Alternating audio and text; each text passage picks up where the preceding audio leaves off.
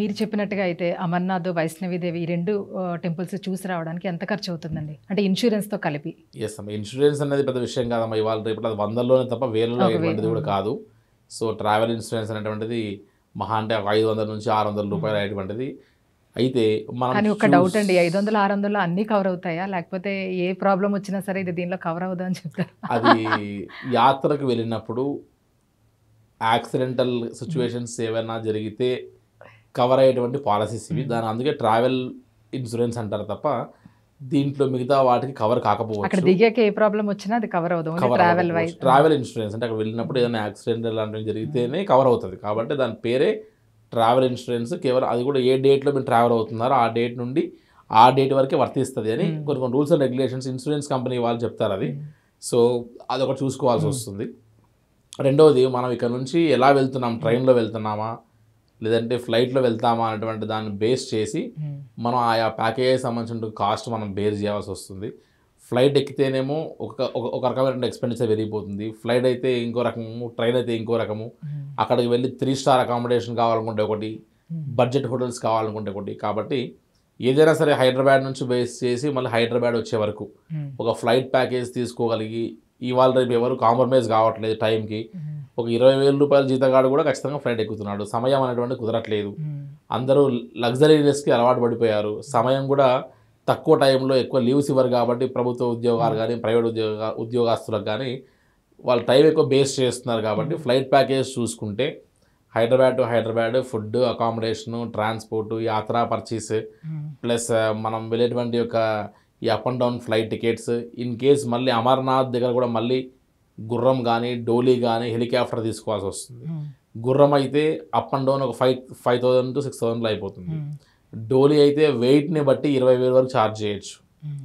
అదే హెలికాప్టర్ దొరికితే 10,000 వరకు అవుతుంది. ఇవన్నీ లెక్క వేస్తే కనీసం ఒక 50,000-60,000 రూపాయలు ప్రతి మనిషికి ఖర్చు పెట్టుకుంటే అమర్నాథ్ యాత్రకు వెళ్ళి రావచ్చు. హ్మ్. ప్రశాంతంగా, సేఫ్టీగా అని చెప్పొచ్చు. హ్మ్. అయితే సహజంగా మనం సొంతంగా వెళ్తే ఈ యాత్రకు తక్కువ అవుతుందేమో హ్మ్. అని కూడా చాలామంది ప్రయత్నం చేస్తారు. సో, ఎప్పుడైతే సొంతంగా వెళ్ళడం మొదలుపెట్టి, అక్కడికి వెళ్ళిన తర్వాత ప్రతి ప్లేస్ మీద మనం వర్కౌట్ చేసి, హ్మ్. ఏదో ఒక వెహికల్ విషయంలో సేవ్ చేసామనుకుంటారే గానీ, ఇక్కడ డే చాలా వేస్ట్ అవుతది. హ్మ్. ఒక ట్రావెల్ ఏజెంట్ ద్వారా వెళ్తే అక్కడ ఉన్నటువంటి ఒక ప్లేస్ అని జల్లెడబట్టి చూపిస్తారు. హ్మ్. వీరు ఇంపార్టెంట్ ప్లేసెస్ మాత్రం చూసి రాగలుగుతారు కానీ, దగ్గర దగ్గరలో ఉండే కొన్ని కొన్ని ప్లేసెస్ మిస్ అవుతారు. హ్మ్.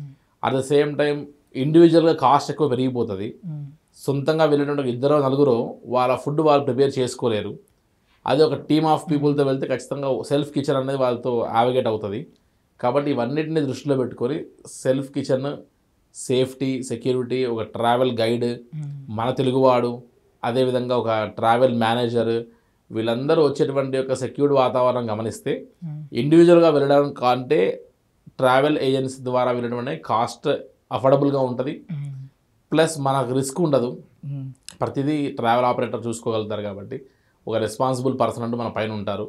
కాబట్టి పేరెంట్స్‌ని చాలామంది పంపిస్తుంటారు. హ్మ్.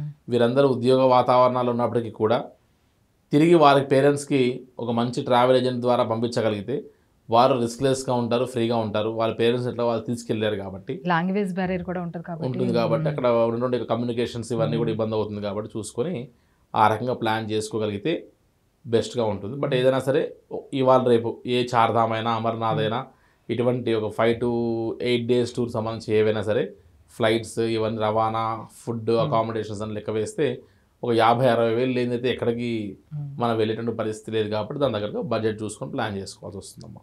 ఇప్పుడు గవర్నమెంట్ కొన్ని పుణ్యక్షేత్రాలకు సబ్సిడీలు ఇస్తుందని విన్నాం. అది నిజమా అండి?